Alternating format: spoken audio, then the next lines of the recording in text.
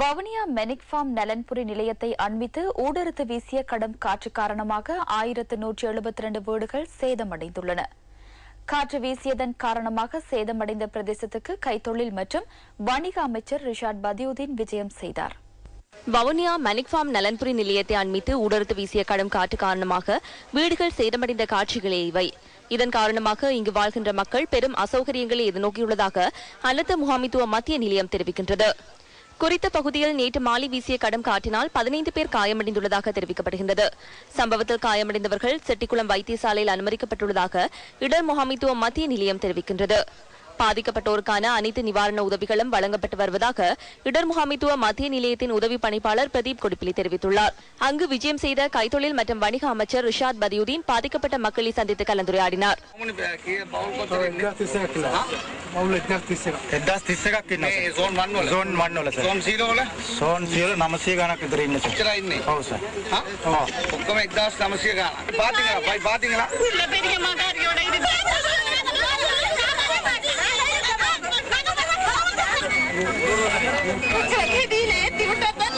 என்னுடைய மொழி பேசுற நீங்க இந்த வன்னி மாவட்டத்தில் 6 எம்பிமார் இருக்கிறாங்க. 6 பேர்ல நானும் ஒருத்தர். நான் உங்களை புனர்வாழ் அமைச்சர் இல்லை. இப்ப நான் கைத்தொழில் அமைச்சர். நான் வந்தது உங்களுக்குரிய உண்மையான இந்த துன்பத்தை பார்க்கறதுக்கும் உங்களுக்கு உதவி செய்யத்தான் நான் வந்திக்கிறேன். வந்து பார்த்தா காலையில சாப்பிடல கொஞ்சம் பேர் ஒருத்தருக்கும் ஏற்பாடு செய்யல. அப்ப அதுல எல்லாம் பார்த்து அந்த ஏற்பாடு செய்து குறைஞ்சிருக்கிறவங்க ஆஸ்பத்திரியில் இருக்கிறவங்க அவங்களுக்கு உதவி செய்யத்தான் நான் வந்திக்கிறேன். உங்களோட பிரச்சனையை நீங்க சொல்ற முறையில சொல்லப்படணும். இது ஒரு அரசியலாக்க கூடாதுங்க. விளங்குதா? உங்களோட கஷ்டத்துக்கு உதவி செய்ய வராக்கள்ட்டு நீங்க அரசியல் செய்ய விரும்பக்கூடாது. விளங்குதா சொல்றது? உங்களோட பிரச்சனை எங்கிட்ட சொன்னா நாங்க சொல்ல வேண்டிய இடங்களுக்கு சொல்லி உங்களுக்கு உதவி செய்யலாம். அப்படின்னா உங்களுக்கு உதவி செய்ய வரக்கூடாதுன்னு நீங்க சொல்லுவீங்களா? இப்ப இதன்போது அமைச்சர் சேதமடைந்த வீடுகளை சென்று பார்வையிட்டார். இந்த சந்தர்ப்பத்தில் மக்கள் இத்தகைய கருத்துக்களை வெளியிட்டனர்.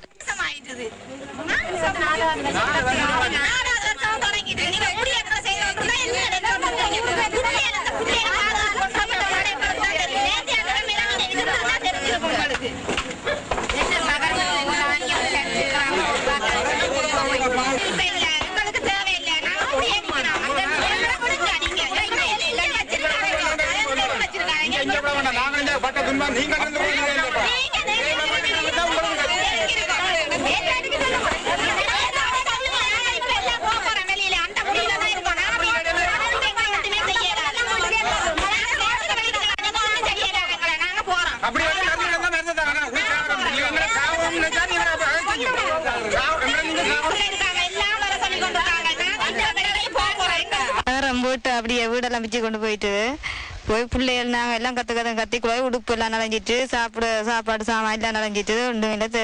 வீட்டுக்கு உடுப்பா ஒன்று மாற்றி போட உடுப்புகள் ஒன்றுமே இல்லை. இப்போ பிடிஞ்சு போன நேரத்துக்கு சாப்பாடும் இல்லை, தேத்தனையும் இல்லை, பிள்ளைகளும் ஒன்றும் இல்லாம இருக்குது. நாங்கள் இப்போதைக்கு இந்த தப்பதையா இந்த மினி முகாமில் வாழ்ந்து கொண்டிருக்கிறோம். காத்தடிச்சு மழை பெய்யுது. எங்களோட வீடு வாசலாம் சேதமடைந்து விட்டது. நாங்கள் இப்போ உடுத்த துணியும் இல்லாமல் உணவும் இல்லாமல் பட்டினியாக கிடக்கிறோம். இதுவரை நேரம் எங்களுக்கு ஒரு உணவு ஒருவரும் கொண்டாந்து தரவில்லை. நாங்கள் வேதனை அனுபவிச்சு கொண்டிருக்கிறோம். எங்களோட சொந்த இடத்துல கொண்டு எங்களை விட்டா நாங்கள் நிம்மதியாக இருப்போம். எங்களுக்கு ஏன் இந்த துன்பம் துயரம்? எங்களோட வீட்டை ஆம்பளைகள் எல்லாம் இல்லை. நாங்கள் தனியாக தான் நேற்று வீட்டில் இருந்து நாங்கள் தனியாக இருக்கும்போது தான் இப்படியான சம்பவம் நடந்தது. நாங்கள் பிள்ளைகளை கொண்டு எங்கே ஓடுறது என்ன செய்கிறேன்றே தெரியாத அளவுக்கு எங்களுக்கு போயிட்டுது. ஏழாத பிள்ளைகளையும் வருத்தக்கார பிள்ளைகளையும் தான் நாங்கள் வச்சிருக்கிறோம். எங்களுக்கு ஒரு வழியுமே எங்களால் செய்ய இயலாது. நம்ம மெனிப்பாமில் நேற்று இதில் பார்க்க போனால் எங்களோட கண்காணவே குழந்தைகள் எல்லாம் காயப்பட்டு அள்ளி கொண்டு தூக்கி கொண்டு ஓடுறதை நாங்கள் கண்ணால் பார்த்தினாங்க. ஆம்புலன்ஸ் வந்து கூவ எங்களுக்கு நெஞ்சு பதறது. இப்படி வந்து இங்கேயும் எங்களுக்கு ஒரே துன்பம் தான். அதோட எங்களை ஏற்றி விட்டா இந்த தாரங்கள்ல இந்த பிள்ளைகளை சரி நாங்கள் பாதுகாத்து இருக்கிற குஞ்சுகளை வளர்த்தெடுப்போம். பின்னர் அமைச்சர் ரிஷாட் பதியுதீன் இவ்வாறான கருத்தொன்றை வெளியிட்டார்.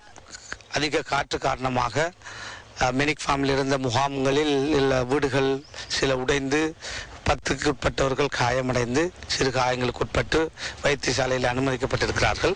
எனவே இன்று காலை அங்கு நான் சென்று அந்த மக்களுக்கு ஏற்பட்டிருக்கின்ற அனர்த்தங்களை பார்வையிட்டு அதன் பிறகு அரசாங்க அதிபர் அதே போல பிரதேச செயலாளர் இராணுவ உத்தியோகத்தர்கள் இன்னும் அரசு சார்பற்ற நிறுவனங்களோடு பேசி அந்த மக்களுக்கு தேவையான உலர் உணவு அதே போல சமைத்த உணவுகளை வழங்குவதற்கு பிரதேச செயலாளர் ஊடாக அனர்த்த நிவாரண சேவைகள் அமைச்சின் ஊடாக அந்த ஏற்பாடுகளை செய்திருக்கின்றோம்.